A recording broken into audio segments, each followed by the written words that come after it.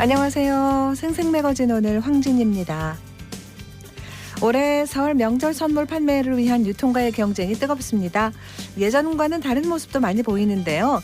여러 대기업 편의점들은 이색 프리미엄 선물을 내놨는데 6천만 원이 넘는 수입 자동차가 팔렸다고 합니다. 불경기 속에 합리적인 가격대가 명절 선물의 중요한 선택 기준이 되기는 했지만 실속 선물, 또 고가 선물 매출이 동시에 올랐고요. 1인 가구를 위한 선물도 많이 팔린다고 하네요. 요즘에는 선물 포장도 또 꼼꼼하게 살펴보는 분들이 많습니다.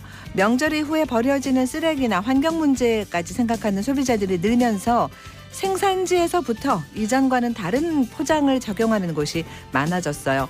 상자 크기 자체를 줄이고 부직포나 장식띠를 없애고 플라스틱을 쓰던 충전재나 손잡이도 모두 종이로 바꾼 제품들이 다양한데요.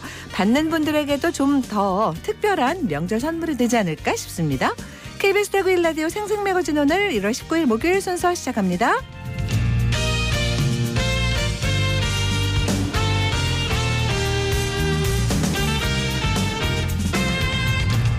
생생매거진 오늘은 대구와 경북 지역민 모두가 함께하는 시사정보 프로그램입니다. 오늘도 청취자 여러분 곁에 한 걸음 더 가까이 다가갑니다.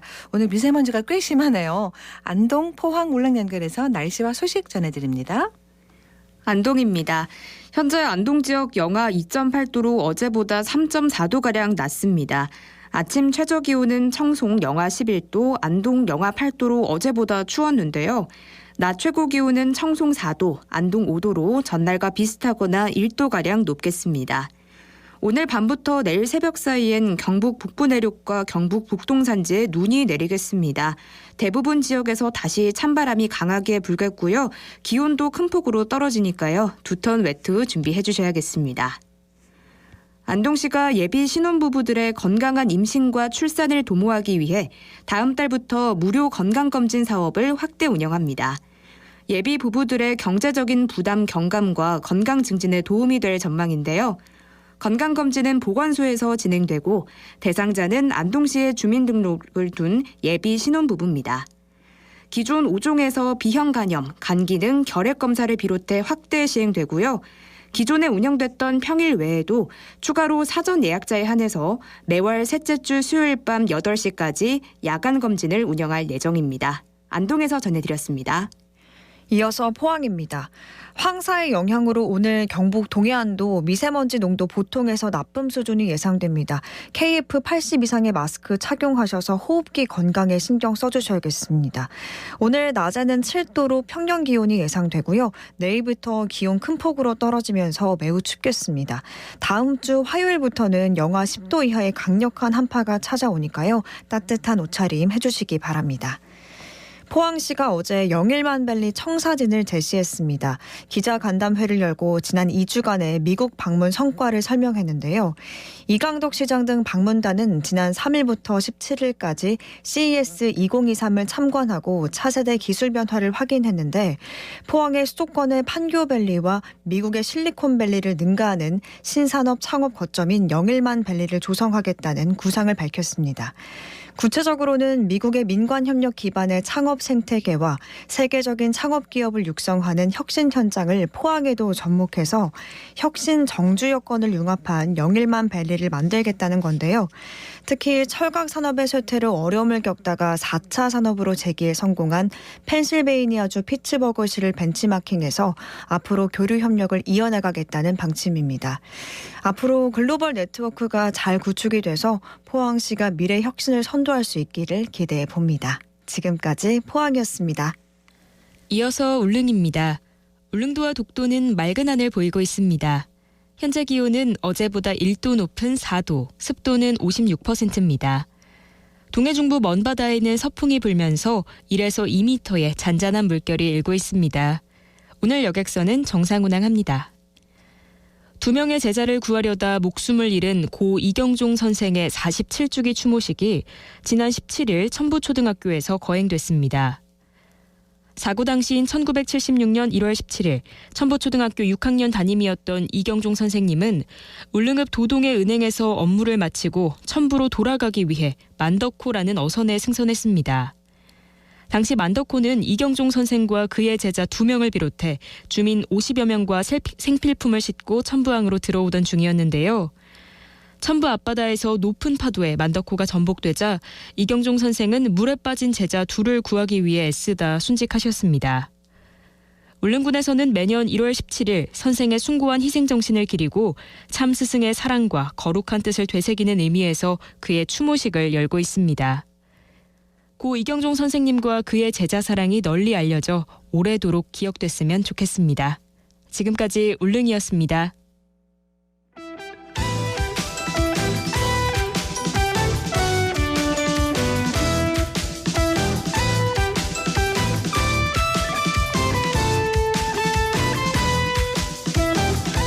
네, 오늘을 보는 키워드 뉴스 목요일에는 뉴스맨 장은미 기자와 함께합니다. 어서 오세요. 안녕하세요. 네, 첫 번째 키워드 뭔가요? 네, 고액 기부자 1호입니다. 네, 1호면은 이게 뭐 고향 사랑 기부자 이거 얘기하시는가 봐요? 네, 맞습니다. 네. 이 삼성 라이온즈 선수였던 양준혁 야구재단 이사장에게 이 대구시 고향사랑 기부제 고액 기부자 1호 수식어가 하나 더 추가됐습니다. 네. 이 어제 양 이사장은 대구시청에서 열린 고향사랑 기부금 전달식에서 최대 한도인 500만 원을 기부했습니다. 네. 이 양 이사장은 지난 2011년부터 대구시 홍보대사로도 활동하고 있는데요.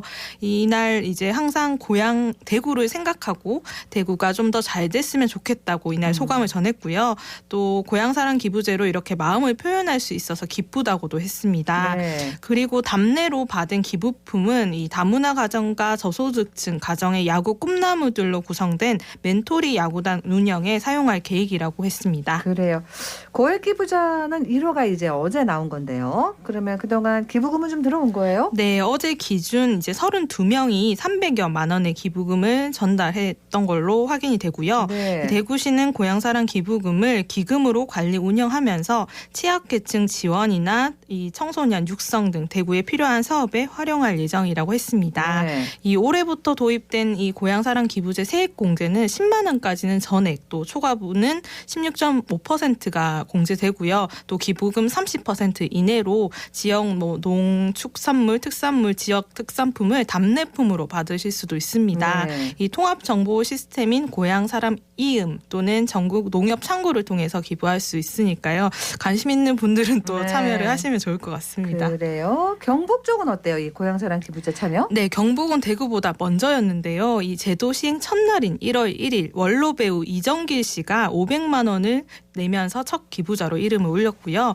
기초자치단체 중에서는 경북 경산이 고향인 이 한국사 스타 강사 전한길 씨가 고액 기부자 1호로 이름을 올렸습니다. 네. 이 지역 상생과 화합을 위한 기부도 이어지고 있는데요. 경북 도지사와 전남 도지사가 상호 기부를 한 데 이어서 해오름 동맹 도시인 포항, 경주, 울산은 이 지방 활력을 위해 3명의 시장이 상호 교차 기부에 나서기도 해서 눈길을 끌었습니다. 그래요. 이 고향사랑 기부자가 많이 좀 지방 소멸을 좀 줄이거나 늦추는데 네. 역할을 하면 좋겠습니다. 다음 소식은 다음 키워드는요? 네, 의과대학입니다. 어떤 소식이에요? 네, 이 경북 지역에서 부족한 인프라로 꼽히는 것 중 하나가 바로 이 의료 분야인데요. 그렇죠. 전국 의료 취약 지역에 자리한 국립대학들이 권역별 국립대 의과대 설립을 위해 손을 잡았습니다.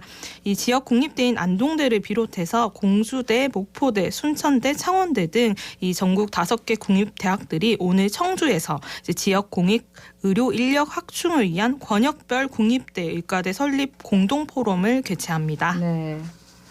아무래도 경북은 너무 넓은 데다가 그죠? 네. 병원 접근성은 떨어지고 그래서 의료 인력도 부족하고 계속 이 문제는 나왔었는데 어떤 얘기예요? 네, 포럼을 통해서 이들 대학은 이 권역별 국가 중심 국립대학들과 의대 유치를 위해서 힘을 모으는데 이 국립대 의과대학 설립 필요성과 또 공익의료 서비스 확대 촉구를 위해서 공동 건의문을 채택해 보건복지부에 제출하는 등 이 의과대 설립에 본격 나선다는 계획인데요. 네. 오늘 포럼에서는 지역 공공의대 설립 필요성과 방안 그리고 대학별 의과대학 유치 관련 정책 연구 내용을 공유하기도 할 예정입니다. 네.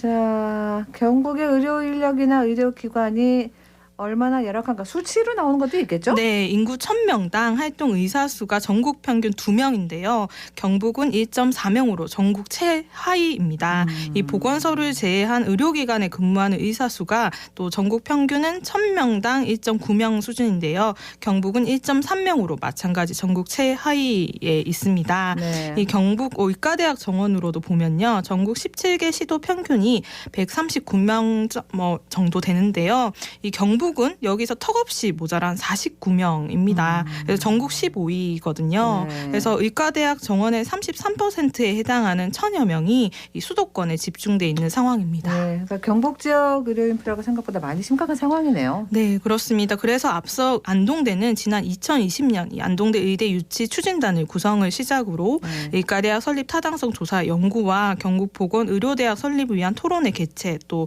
의대 설립, 경북 지자체 등이 이제 동의 서명 운동 등을 진행하기도 했는데요. 이처럼 이제 경북 의료 자원 인프라가 전국 최하위 수준이고 보건기관의 단기 경력, 이 공중보건 의사에 대한 의존도가 높아서 이 공공의료 인력 양성과 또 공공병원 확충이 절실한 현실입니다. 아, 그렇습니다. 갈수록 대도시 집중은 심해질 텐데 걱정이고 빨리 어떤 현실적인 방법을 찾아야겠습니다.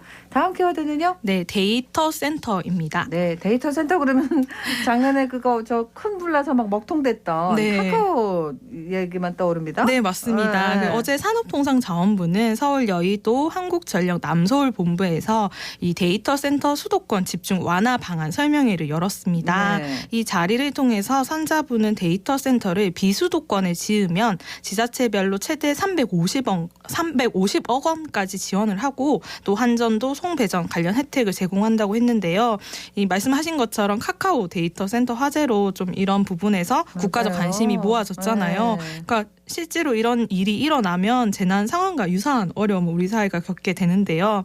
이 데이터 센터의 수도권 집중은 전력 개통과 또 수급에도 좀 부담을 주기 때문에 이처럼 정부가 나서서 좀 지역 분산을 유도하고 있는 상황입니다. 네, 지금도 많이 늦어서 빨리 해야 됩니다.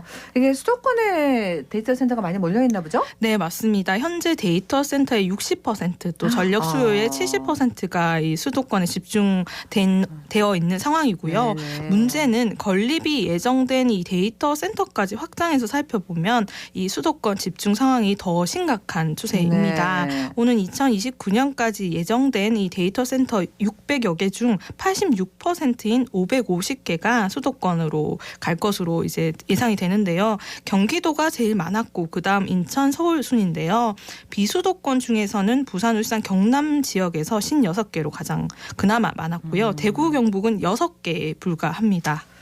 자, 뭔가 좀 뭘 좀 많이 이렇게 인센티브를 좀 준다 네. 그래야 될 것 같아요. 네, 이날 네. 설명회에서도 그런 얘기가 많이 그죠? 나왔습니다. 네. 그래서 우선 한전 같은 경우는요, 이 데이터 센터에 배전망을 연결할 때 케이블 등 이 시설 부담금의 50%를 할인해주고 또 성전망을 연결할 때 예비 전력 요금 면제 등을 제공한다고 약속을 했고요. 네. 또 이 일단은 인센티브가 3년 으로 한시적으로 제공할 예정인데 또 향후 상황에 따라서 이 혜택이 더 연장되거나 확대될 수도 있다고 하고요. 또 한전 내 데이터 센터 입지 컨설팅 지원 센터도 구축해서 컨설팅도 도와준다고 합니다. 네. 그리고 산업부는 전력 개통 인프라가 사전에 확보된 지역을 중심으로 후보 지역을 발굴해서 지자체의 인센티브와 또 연계도 하겠다고 했습니다. 그래요. 지자체의 어떤 의지가 또 중요하겠네요. 네, 맞습니다. 이날 실제로 또 지자체들도 일부 참석을 해서 그러니까. 이 데이터 센터에 대한 관심도 보였는데요. 네네. 강원도 같은 경우는 500억 원 이상 대규모 투자건에 최대 350억 원을 지원하고 또 기반 시설 설치와 기업 맞춤형 원스톱 행정 지원 서비스를 할 계획이라고 했고요. 예. 전라남도 같은 경우는 투자 보조금으로 최소 100억 원에서 최대 1000억 원까지 지원을 하고요. 마찬가지로 부지 무상 제공과 장기 임대 혜택도 약속을 했습니다. 전라북도도 3천억 원 이상 대규모 투자 시 최대 300억 원까지 지원을 해주고 한다면서 이 적극 유치 의사도 마찬가지로 드러냈는데요. 다만 경북도 같은 경우는 이제 입지 시설 보조금을 투자금의 20% 내에서 최대 50억 원까지 이제 지원하겠다고 좀 상대적으로는 조금 약한 지원책을 내놓았습니다. 그래요. 자, 데이터 분산은 어쨌든 빨리 해야 됩니다. 네, 다음 키워드는요? 네, 설 연휴 교통량입니다. 예, 아무래도 올해는 또 조금 코로나 이전처럼 좀 네. 늘어나겠죠? 네, 한국도로공사 대구 경북본부가 이 설 연휴 기간인 이제 이달 20일부터 24일 고속도로 통행량의 예측 결과를 발표했는데요. 네. 이 기간 하루 평균 이 통행량은 한 50만 대로 이 지난해 36만 대에 비해 39% 정도 늘어날 것으로 전망됐습니다. 네네. 자, 고속도로 통행료는 면제되나요? 아, 네. 그렇습니다. 이번 설에도 지난 추석과 마찬가지로 고속도로 통행료가 4일간 면제됩니다. 21일 오전 0시부터 24일 자정까지 한국도로공사가 관리하는 고속도로와 또 인천공항고속도로 등 이제 21개 민자 고속도로를 이용하는 모든 차량의 통행료가 면제되니까 이용에 좀 참고하시면 좋을 것 같습니다. 네, 그리고 국토교통부는 이 연휴 기간을 특별교통대책기간으로 정해서 버스, 철도, 항공기, 연안, 여객선도 증편해서 운행을 하거든요. 네. 그리고 또 고속도로 주요 휴게소 6곳에는 PCR 검사를 받을 수 있는 임시 선별 검사소도 설치합니다. 네. 자, 다음 키워드는요? 네, 이태원 참사 국민보고회입니다. 지금 국정조사 특별위원회 활동은 끝났나요? 네, 이태원 참사 국정조사 특별위원회가 17일에 이 국정조사 결과 보고서를 채택하고 55일간의 활동을 마무리했습니다. 네. 다만 국민의힘을 제외한 야 3당, 더불어민주당, 정의당, 기본소득당만이 참여해서 보고서를 채택했습니다. 그래요. 국민의힘 왜 불참한 거예요? 네, 결과 보고서에 이상민 행안부 장관 파면 요구를 넣어야 한다는 이 야당 주장에 여당은 그러면 보고서를 채택할 수 없다고 맞서면서 결과적으로 이 국민의힘이 빠지게 된 건데요.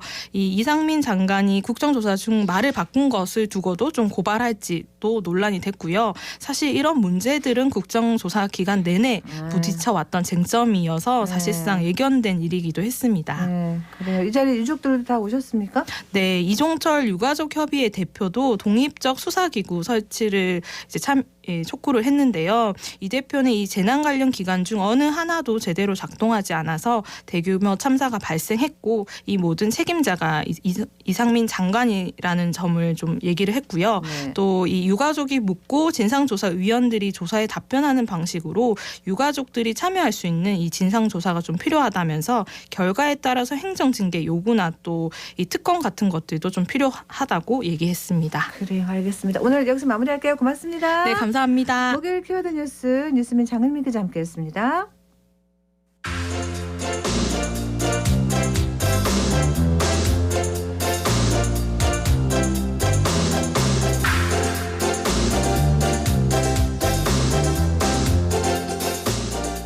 현장 리포트 목요일에는 안동 소식 전해드립니다. 명절 분위기가 갈수록 예전만 못하다고는 합니다만 그래도 시골장에 가면 대목 분위기 볼 수 있어요.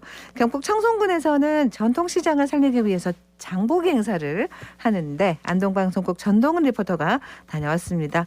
동시 안녕하세요. 네, 안녕하세요. 네, 어디 갔다 왔어요? 저는 청송군 진보면에 있는 진보 객주 전통시장에 다녀왔습니다. 네.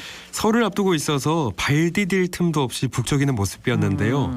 활기차게 물건을 파는 상인들과 차례상에 좋은 음식 올리려고 이것저것 고르는 손님들의 흥정에 시장에 활기가 넘쳤습니다. 한켠에서는 이 덤으로 좀 더 달라면서 옥신각신하는 장면도 보니까 이게 시골장 인심이지. 맞아요. 네, 그렇게 느꼈습니다. 이번 주 월요일부터 시작된 전통시장 장보기 행사는 내일까지 이어지는데요. 현장 모습과 물건 파는 상인들의 이야기 들어보시죠.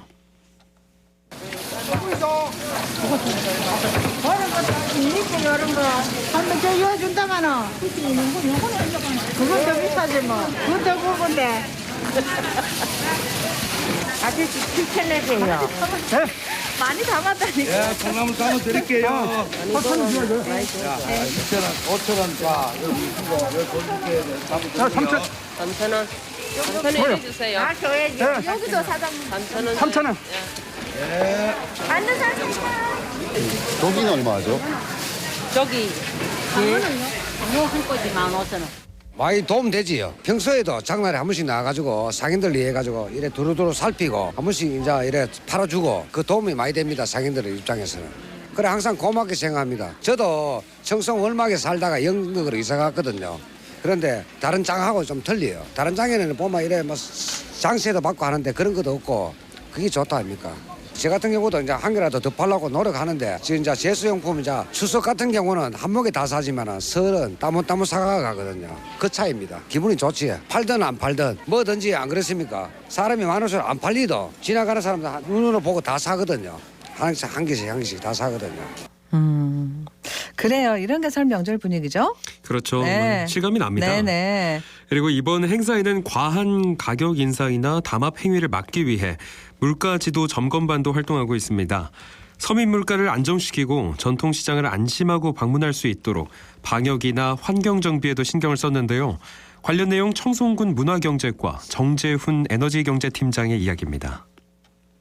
저희 장보기 행사는 월요일 현서면에 있는 화목시장을 시작으로 18일에는 부남 진보시장, 그리고 19일에는 안덕시장, 청송시장을, 그리고 20일 현동시장을 끝으로 관내 6개 전통시장 장보기 행사를 모두 진행하고 있습니다. 청송군은 코로나19 및 물가 상승으로 인해 지역 상권의 침체와 매출 감소로 어려움을 겪고 있는 전통시장의 활성화를 위해 장보기 행사를 진행하고 있습니다. 네, 저희 장보기 행사 진행으로 침체된 전통시장의 활력을 불어넣고 소상공인에 도움을 줄 것으로 기대합니다. 저희 500여 공직자 전체가 이제 장보기 행사를 참여하고 있으며 저희 관내 유관기관인 새마을주의, 체육회, 그리고 일반 주민들까지 이제 행사에 동참해 주셔서 시장 상권 활성화에 많은 도움을 주고 있다고 봅니다. 네. 그러니까 이제 명절 분위기를 좀 느끼고 싶어서 일부러 오는 분들도 사실 있겠다 싶네요. 맞죠. 네. 이 청송 진북액주시장은 동해 해산물과 육지의 농산물이 만나는 전통시장으로 유명한데요. 네. 시민들은 값싸고 싱싱한 물건들을 살 수가 있고 상인들은 많이 팔 수 있으니까 이런 장보기 행사가 참 일거양득이다. 맞습니다. 네, 이런 생각이 들었습니다. 네. 장바구니가 넘칠 정도로 물건을 산 손님들도 어렵지 않게 볼 수 있었는데요. 시장을 찾은 분들의 목소리 듣겠습니다. 과일하고 제수용품 좀 몇 가지 구입했습니다. 설을 앞두고 진보 시장에 나왔더니 평소보다 시장이 좀 더 활기를 띠고 있는 것 같아가지고 또 상인분들이 물건을 좀 많이 팔 수 있는 기회가 돼서 더 좋은 것 같습니다.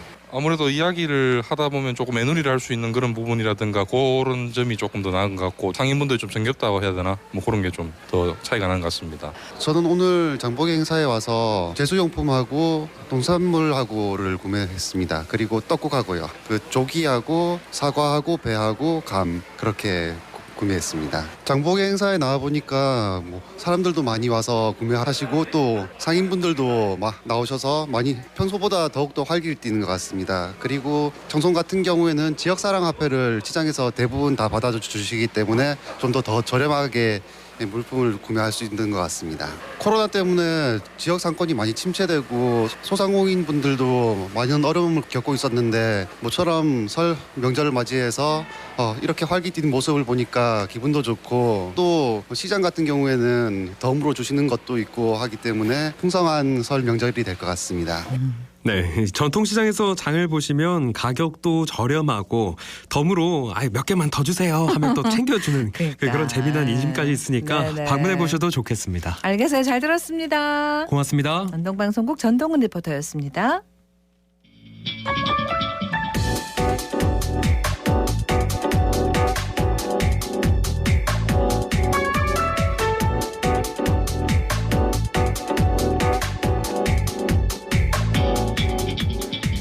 묻고 듣고 생각과 마음을 나누는 방송. 지금 여러분께서는 대구 경북을 보고 듣는 생생 매거진 오늘을 함께하고 계십니다.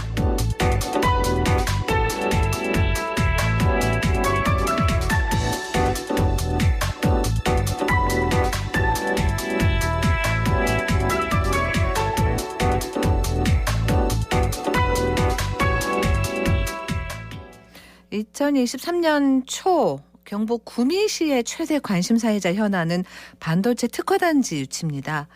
구미가 최적지라는 당위성을 대내외 알리는 토론회가 지난주에 국회에서 열렸습니다. 구미 반도체 특구 유치 실무 추진위원장 금호공대 이현권 교수 연결해서 얘기 좀 들어볼게요. 안녕하세요. 예, 안녕하세요. 반갑습니다. 네, 이 정부가 추진하는 반도체 특화단지 유치는 일단 지난해 시동을 걸었던 걸로 알고 있고요. 그래서 연초부터 여러 지자체들 경쟁이 치열합니다. 일단 정부가 이 사업을 어떻게 설계하는지부터 좀 얘기해 주시죠. 네, 간략히 핵심만 말씀을 드리면 반도체 초격차를 유지하고 달성하자가 핵심 목표입니다. 그걸 위해서 국가가 첨단 전략 산업법을 만들고 그 법에 따라서 특화단지를 조성해서 산업 생태계를 이루고 또 초격타 달성 유지를 위해서 필요한 연구개발, 인재 양성을 하고 이 전체를 위해서 국가가 총력 지원하자 이런 내용이 핵심 설계 내용이라고 생각하고 있습니다. 그래요. 네. 그 배경을 조금 말씀을 드리면 설명 좀 해주시죠. 네. 지금 반도체는 정말 중요한 산업 물자가 좀 아닌 것 같습니다. 벗어난 것 같습니다. 지금은 핵심 안보 전략 물자로 다들 받아들이고 있습니다. 뭐 글로벌 G2의 글로벌 패권 경쟁이라고 하는 것들이 신문지상에 많이 보도되고 있는데 그 중심에 반도체가 있고요. 또 미국에서는 대통령께서 메이드 인 USA라는 기조를 해서 각종 첨단 산력들을 국내의 제조 산업들을 해외로부터 유치하고 있습니다.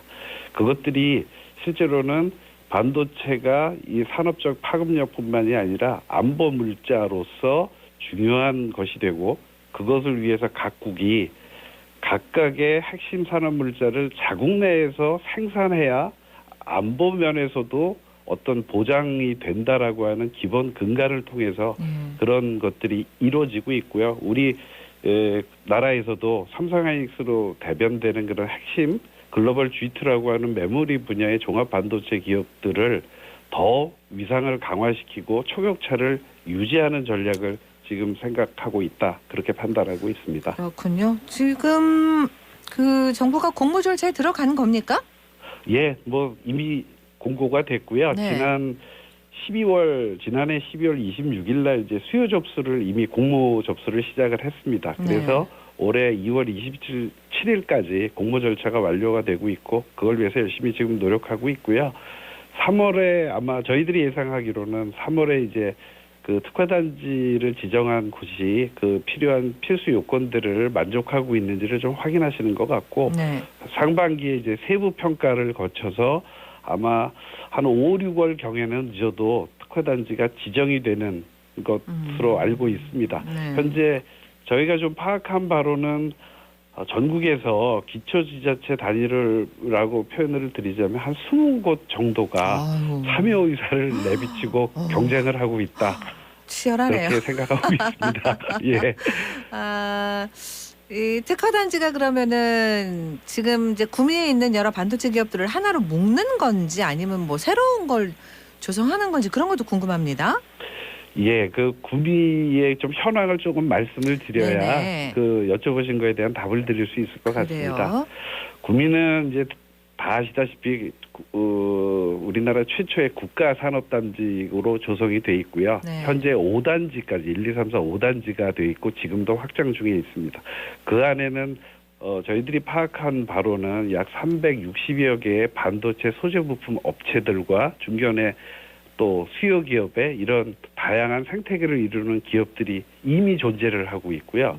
그래서 이미 존재하고 있는 기업들은 하나로 묶는 형태로 저희들이 추진할 수 있을 것 같고요.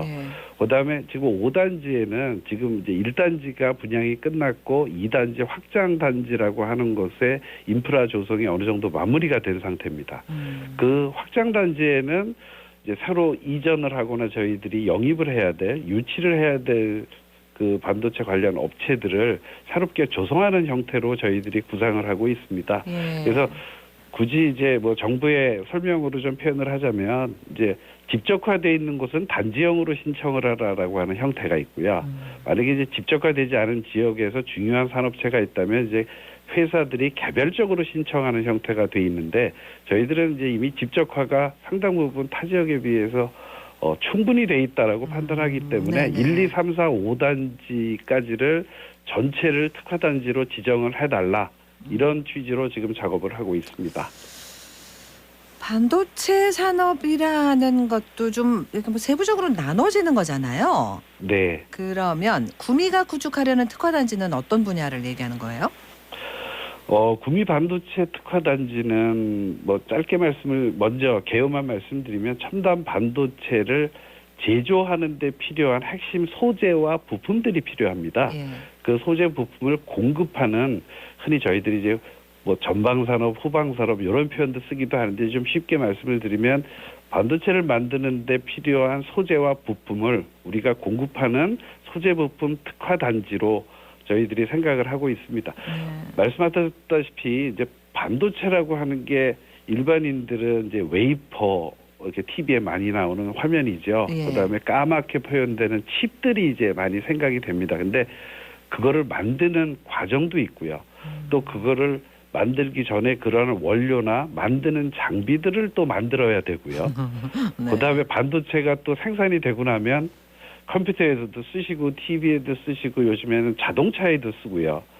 이거 결국 반도체를 중심으로 해서 공급 산업과 수요 산업이 또 그 앞뒤로 또 존재를 하게 됩니다.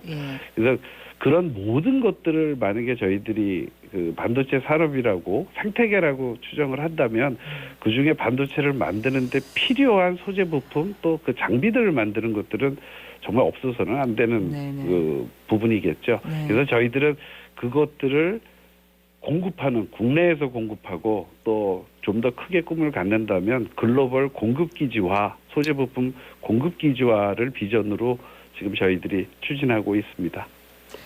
아까 한 20여 개 지자체가 지금 경쟁을 하고 있다 그렇게 말씀하셨잖아요. 네.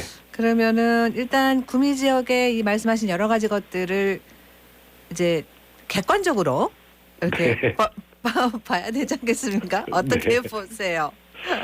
뭐 솔직히 말씀드리면 제 입장에서는 객관적으로 되기 어렵습니다. 그렇긴 하네요.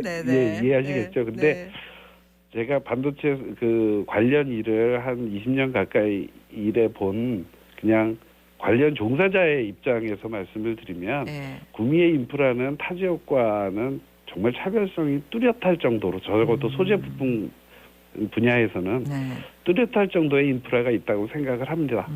자신 있게 말씀드릴 수 있고요. 뭐 그 좀 내용을 말씀드리면 아까 말씀드린 대로 구미에는 반도체 소재 부품 관련 업체가 중소 대기업까지 포함해서 약 360여 개가 존재를 합니다. 국내에 이런 집적화된 지역이 없습니다. 그 중에서도 특히 중요한 건 이제 선도 기업 또는 앵커 기업이라고 표현하는 뭔가 앞에서 리딩하는 기업들이 구미에는 또 많이 존재를 하죠. 이제 대부분 아실만한 웨이퍼를 만드는 업체인 SK 신트론이 있고요.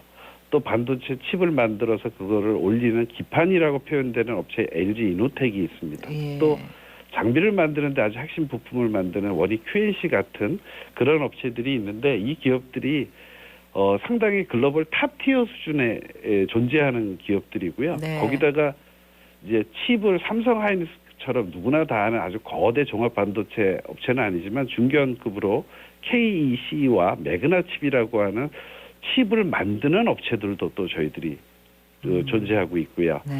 또 실제로 신문지상에 많이 보도가 됐습니다만 실트론의 경우 약 2조 원, 이노텍 같은 경우에는 기판을 포함해서 한 1조 4천억, 그다음에 원익 QNC 같은 경우에는 1,200원 이상의 이제 투자가 또 이루어지고 있는 거죠. 이거는 사실 특화단지와 별개로 산업체의 관점에서 이미 투자가 이루어지고 있다. 거기다가 구미에 있는 전기전자 산단이라고 하는 LG전자 또는 구미에는 또 방산업체들도 많이 있습니다. 다 반도체 칩을 사용해야 되는 업체들이고요. 이러면 이런 반도체를 만드는 데 필요한 소재 부품도 공급하고 칩을 어느 정도 만들 수 있는 곳도 있고 또 그거를 소화하고 수요를 갖고 있는 업체들도 구미 지역에 있다라고 하면 산업 인프라 또는 생태계 인프라 측면에서는 비교 불가다라고 조금 조심스럽게 말씀드리겠습니다. 이 반도체 공장에 들어오려면은 입지 조건이 꽤 까다롭다고 들었어요. 네. 구미 산단 5단지 그것과 관련해서 인프라 강점 또 좀 얘기해 주신다면요. 타 지역들은 이제 부지 선정을 하고 거기에 인프라를 깔고 이런 준비 작업들이 필요하겠죠. 부지를 설정하려면 토지 수용도 뭐 지역을 선정하는 것도 중요하지만 토지 수용 이런 것들이 다 시간과 돈이 걸리는 부분이죠. 구미 5산단 확장단지 즉 신규 기업들을 유치하는 곳의 규모는 약 81만 평이고요. 저희는 이미 토지 수용이 완료가 돼 있습니다. 기본 계획도 들어와 있고요. 또 인프라가 굉장히 중요한데 말씀하신 것처럼 저희들은 일일 공급 능력 한 18만 8천 입방미터의 공업 용수도 공급할 수 있는 인프라가 이미 준비가 돼 있고요. 또 반도체에서는 굉장히 중요한 게 초순수 물인데 아주 순도가 높은 물입니다. 이거를 저희들이 어떤 중앙 공급 형태로 할 수 있는 계획도 이미 갖고 있습니다. 그다음에 전력 공급이 아주 중요한데요. 그렇죠. 전력 공급은 저희 그 지역에 있는 수소 연료전지 발전소 또 천연가스 발전소 등을 포함을 해서 안정된 전력 공급은 이제 기본이 돼야 될 거고요. 저희들은 요즘에 이제 화두가 되고 있는 ESG 경영, 즉 친환경으로 에너지를 만들고 그거를 소비할 수 있는 것들이 산업체 입장에서는 수출, 해외 선진국들의 그 수출 규제에 일차적인 타겟이 되는데 그런 것까지도 고려를 하고 있습니다. 충분히 또 저희들 준비하고 있고요. 또 하나의 강점은 저희들 대구 경북 신공항이 있지 않습니까? 네. 그 신공항은 그냥 공항이 있다 보다 생각하겠지만 그렇게 생각하실 수도 있겠지만 인천공항의 포화 상태, 화물 물류의 입장입니다. 그다음에 구미 지역에서 만든 또는 지역에서 만든 것이 인천공항까지 무진동차로 2박 3일 걸려서 가는 것과 저희들이 만든 것을 직선거리 10km에 있는 공항에 직접 공급을 한다라는 것은 반도체 호황 사이클 때 적시 공급이 산업체의 그 이익과 생산의 핵심적인 요인이라고 본다면 또 역시 비교할 수 없는 저희들이 준비된 인프라라고 볼 수 있겠습니다. 네. 뭐 구체적이고 현실적인 비전이나 실행 계획 이런 건 뭐 당연히 나와 있겠네요. 예, 뭐 저희들이 국내에 아까 말씀드린 그런 이제 소재 부품을 공급하는 국내 생태계를 조성하는 역할, 뭐 기본으로 해야 되는 거고요. 네. 아까 말씀드린 공항과 연결을 하고 정말 첨단 소재 부품을 만들 수 있다면 구미단지는 글로벌 반도체 시장에 공급하는 글로벌 소재 부품 단지가 돼야 된다라고 저희들은 비전을 잡고 있습니다. 그래서 그걸 위해서 글로벌 반도체 산업 발전에 기여를 하겠고, 그다음에 초격차 반도체 기업을 육성을 하겠다. 그다음에 소재 부품 기술 자립화. 한 3년 전에 일본의 그 핵심적인 반도체 그 소재 수출 규제가 있지 않았습니까? 네. 저희들이 그만큼 모자랐다는 부분인데 그 부분도 자립화하는 것들을 하겠다. 그래서 이러한 큰 목표를 가지고 세부 전략을 지금 세우고 있고요. 거기에는 이제 소재 부품 인프라도 구축하고 초격차 육지를 위해서 이제 R&D 기술 개발도 하겠고 또 핵심 아주 중요한 반도체 전문 인력을 양성하겠다. 반도체 전문 인력은 지역에 있는 대학 연구소뿐만이 아니라 타 지역에 있는 것들도 저희 지역에 도움이 되는 거라면 저희들이 적극적으로 협력해서 하겠다. 이런 말씀을 드릴 수 있겠습니다. 그러니까 이제 이렇게 해서 특화단지 선정하는 절차라든가 또 되면 뭐 정부 지원은 어떻게 되나 마지막으로 이 말씀 정리 좀 해주시죠. 예, 그 절차는 아까 좀 말씀드렸던 대로 이제 공모가 이미 시작이 됐고요. 뭐 이제 적정한지 평가와 공모 절차를 거쳐서 아마 5월, 6월 정에는 저희들이 되지 않나 생각을 하고, 그다음에 이제 정부에서 어떤 지원을 해주냐를 보면 정부에서 이미 공개된 내용들을 좀 간략히 말씀드리면 입지나 인프라를 확보하는 데 지원을 하겠다. 뭐 인허가를 신속 처리하겠다. 특례를 주겠다. 그다음에 세액공제, 입주하는 업체들은 세액공제와 최대 1.4배의 용적률들을 증가할 수 있도록 조치하겠다. 그다음에 운영하는 데 필요한 또 기술 개발, 사업화하는 데 필요한 지원금들을 요구하는 대로 최대한 저희들이 지원하겠다라고 하는 것이 정부의 지원 그 방안이라고 저희들은 파악하고 있습니다. 국회 토론에서 뭐 얘기들 많이 나왔습니까? 예, 그 핵심적으로 저희들 이 귀담아들을 말씀들을 해주셨고요. 초격차 유지가 이 특화단지의 핵심적인 내용이다. 그래서 초격차 유지를 위해서 구미 소재부품 단지가 어떤 기여를 할 수 있는지에 대해서 명확하게 제시가 되는 게 중요하다. 뭐 이런 의견이 있으셨고요. 또 하나가 이제 인재 양성 부분인데 저희들이 그 인재 양성을 위해서 적극적으로 연계 협력을 했으면 좋겠다라는 의견을 주셨고 사실은 국회 때는 저희들이 자세한 내용은 말씀드릴 수가 없어서 이제 그것까지 말씀 못 드렸지만 저희들이 착실히 준비하고 있다. 뭐 그렇게 말씀드릴 수 있겠습니다. 알겠습니다. 좋은 결과 다 같이 기대해 볼게요. 오늘 말씀 여기서 마무리합니다. 고맙습니다. 네, 감사합니다. 네, 구미 반도체 특구 유치 실무 추진위 이현권 위원장과 얘기 나눴습니다.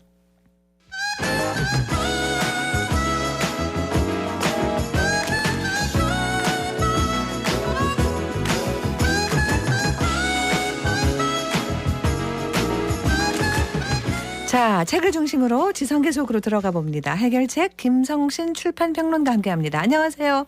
네, 안녕하세요. 네. 자, 먼저 출판가 소식부터 좀 전해 주시죠.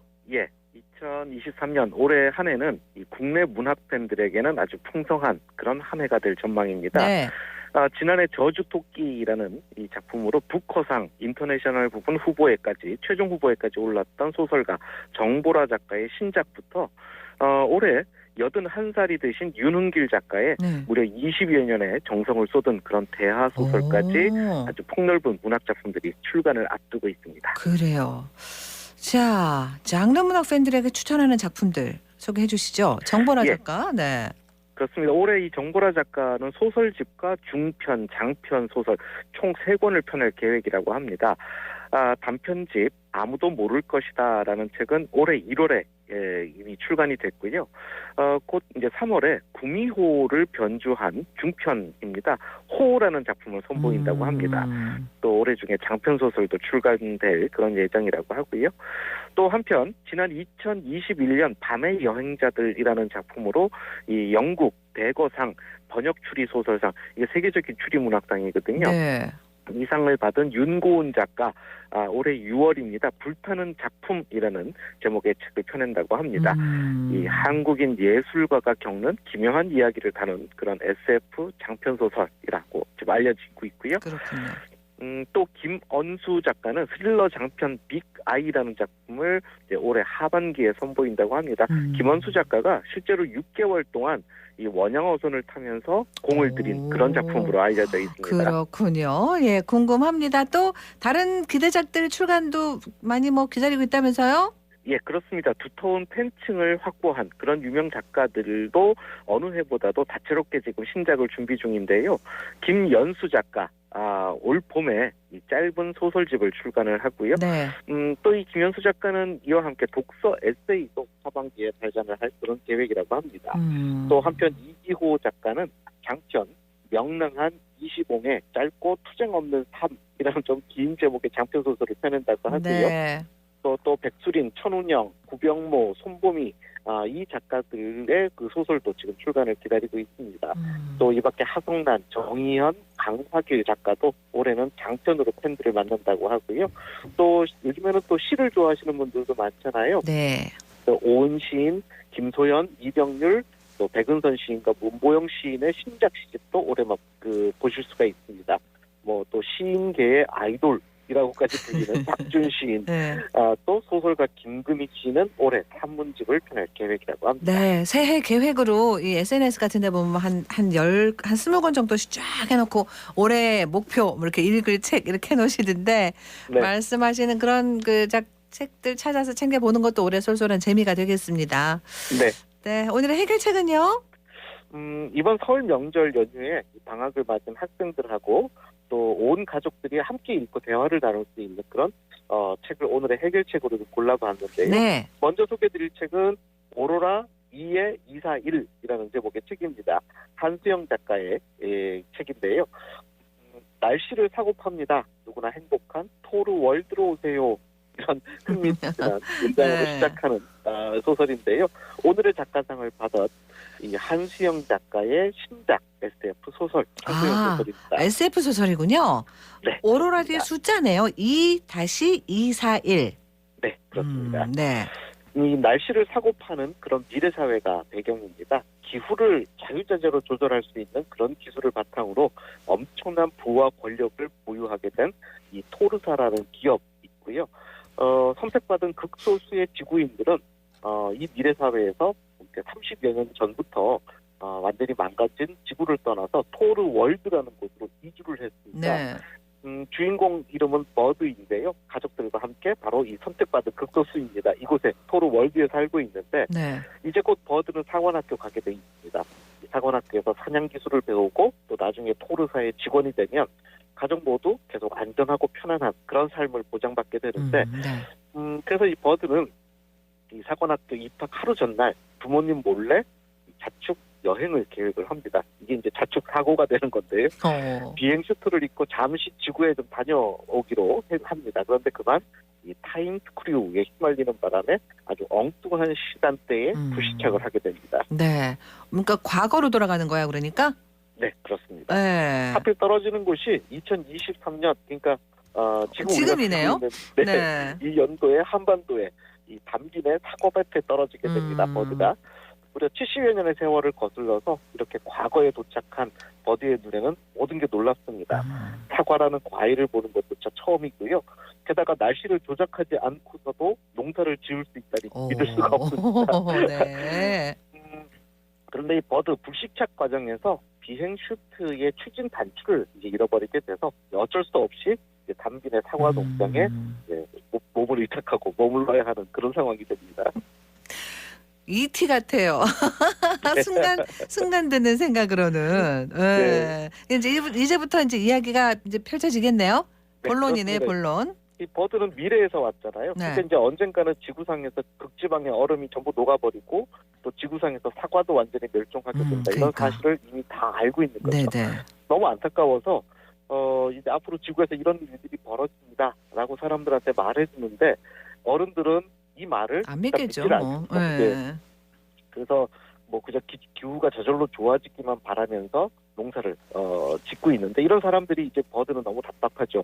근데 이 담빈의 그 사과밭에 떨어졌잖아요. 이 네. 담빈은 버드의 말이 진실일 것이다 이렇게 믿고는 있습니다. 근데 정말 너무 믿고 싶지 않은 사실이기 그러니까 때문에 그런 마음 알죠. 네. 네, 버드의 말이 거짓이기를 바라는 이런 상황입니다. 네. 아, 결과가 궁금하네요. 그래서 어떻게 됐을까요? 담빈의 농장에서 241일 동안 머물다가 이게 제목하고 뭔가 연결이 되죠. 이제 다시 이제 우여곡절 끝에 토르 월드로 버드는 돌아오게 되는데요. 원래 자신의 시간대로 돌아간 거죠. 네. 근데 이제 그렇게 되면 이제 담비의 이야기가 과거의 이야기가 되잖아요. 그렇죠. 그래서 자신이 미래로 돌아오고 난 이후에 이 담비가 나중에 어떤 사람이 됐고 또 어떤 일을 하면서 살아났는지 네네. 이것을 이제 알아내게 됩니다. 이 책의 제목과 같이 오로라 2의 241이라는 이름의 이 지구 최후의 사과 품종이 있었는데 그 사과를 키워낸 전설적인 농부가 바로 담비였다라는 것을 버드가 알게 됩니다. 네. 그야말로 괴물처럼 사납고 위험해진 이런 기후 속에서도 끝내 살아남는 이런 품종을 만들기 위해서 이 담비가 이후에 평생을 바쳤다라는 이야기를 이 버드는 듣게 되고요. 네. 이 이야기를 알게 된 버드는 다시 지구를 향합니다. 그때 이 손에는 그 당시 담빈의 농장에서 가지고 왔던 그 사과 씨앗을 손에 쥐고 지구로 향하게 됩니다. 네네. 이런 내용을 담고 있는데 네네. 그야말로 이 기후 위기라는 그렇네요. 문제를 풀기 위해서 네. 지금의 우리가 무엇을 해야 할지 그런 것들을 좀 깊이 있게 생각하게 만드는 그런 청소년 소설입니다. 오로라 2의 241이고요. 두 번째 책 있나 봐요. 첫 번째 말씀하셨으니까. 네, 빙고 선비라는 책 최근에 나왔는데요. 네. 박생강 작가가 쓰러 펴낸 판타지 소설입니다. 네. 조선시대에 살았던 선비들이 이 서빙고의 헛간에 모여서 빙고 귀신 이야기, 괴물 이야기 했을 것이다. 이런 상상에서 이야기를 시작하는데 아이디어 기발합니다, 진짜. 네. 이 책에는 또 사전에도 잘 나와 있지 않은 이물학이라는 말이 초기에 등장을 합니다. 이물학이요? 이물학은 뭐예요? 이게 참 재밌는 그 이야기인데요. 네. 가령 서구의 괴물들은 그러니까 전설이나 신화 속에 나오는 괴물들은 막 사람을 공격하거나 막 잔인하게 해치거나 잡아먹거나 이런 경우가 많은데 네. 여기에 비해서 우리나라의 전설이나 뭐 신화나 이런 옛 이야기 속에 등장하는 괴물들은 사람을 해치는 성향이 강하지 않은 그런 특징이 있다는 겁니다. 그래서 한자의 뜻 그대로 다른 존재를 의미하는 이물, 그러니까 사람을 해치는 괴물과 구별하기 위한 네. 그런 명칭이라고 합니다. 빙고 선비 어떤 이야기입니까? 조선시대 다 쓰러져가는 양반가에서 태어난 성모와 순덕 남매 그리고 옆집 노비 소녀의 홀령 이 셋이서 함께 귀신 잡이 그러니까 일종의 고스트바스터가 된다는 건데요. 네. 이 주인공 재밌어요. 김성모는 뭐 상원시에 합격도 했지만 이 과거급제에 도전하는 대신에 이 가족을 부양하기 위해서 하급 관리의 길을 택한 그런 인물이고요. 이 여동생 캐릭터가 재밌습니다. 기운이 굉장히 센 그런 여동생인데 양반 신분이어서 명문가의 시집을 갔는데 이 첫날 밤 신랑의 목을 조른 죄로 시집에서 쫓겨나는 그런 인물입니다. 신랑의 목을 조른 데는 그만한 이유가 있을 텐데 다 소개해 주시면 책이 재미없을 테고 참 예나 지금이나 괴물 나오는 얘기는 그렇게 재밌어요. 사실 그 괴물들이 인간과 다르게는 생겼지만 네. 완전히 다른 존재가 아니라 우리 인간 내면의 어떤 측면들을 크게 증폭시킨 존재이기 때문일 겁니다. 네. 그러니까 마치 돋보기로 들여다보듯이 우리는 괴물 이야기를 통해서 우리 자신의 내면을 보고 성찰하고 반성도 하고 그렇게 우리가 하고 있는 것이 아닌가라는 생각이 듭니다. 알겠습니다. 설 연휴 좀 시간 보내기 딱 좋은 책들일 것 같아요. 오늘 해결책 오로라 2-241 빙고선비 두 책 소개해 주셨어요. 고맙습니다. 네, 고맙습니다. 네, 김성신 씨였습니다. 교통정보입니다. 윤가영 리포터. 네, 먼저 시내도로 정보입니다. 신천대로 상동교 방향으로 주의하실 구간이 있습니다. 수성교 지하차도 진입 직전 끝차로에 차량 한 대와 경찰차 한 대가 정차해서 사고 처리 중입니다. 화물차와 관련된 사고가 있었는데 여전히 처리 중으로 끝차로에 정차 중입니다. 이 여파를 받아 침상교 진입할 때부터 차간 간격 좁히는 모습이고 달구벌대로는 성서 쪽으로 향하는 차량들 신호에 따라 몰림과 풀림 반복하고요. 반대 반월당 쪽으로도 향하시더라도 여유 두고 이동하셔야겠습니다. 이어서 고속도로입니다. 중앙고속도로 춘천 방향으로는 금호분기점 108.9km 지점에서 남한동 179km 지점 2차로를 이동하면서 노면 보수 작업 중인데요. 구간 밀림은 없는 모습이고 이어 다부터널 일대로는 1km 정도 정체를 보이고 있습니다. 중부내륙고속도로 창원 방향으로 1차로를 따라서 가드레일 보수 작업 중인데요. 옥포 분기점 부근 14.1km 지점에서 달성 13km 지점입니다. 지금까지 이 시각 교통정보였습니다. 명절 앞두고 절대 클릭해서는 안 되는 문자가 있죠. 택배 반송됐으니까 배송 주소 수정해 주세요. 이렇게 인터넷 주소 누르게 하는 스미싱 문자 이런 게 있네요. 경찰청에서 개발한 시티즌 코난이라는 앱이 있는데요. 이걸 받으면 악성 앱 탐지부터 제거까지 할 수 있답니다. 시티즌 코난 이거 깔아야 되겠습니다. 혹시 스미싱 피해 의심되면 불법 스팸 대응센터 118 118로 전화해서 또 상담도 받으실 수 있습니다. 잘 챙겨야겠습니다. 생생매거진 오늘 1월 19일 목요일 순서 여기까지입니다. 함께해 주신 여러분 고맙습니다.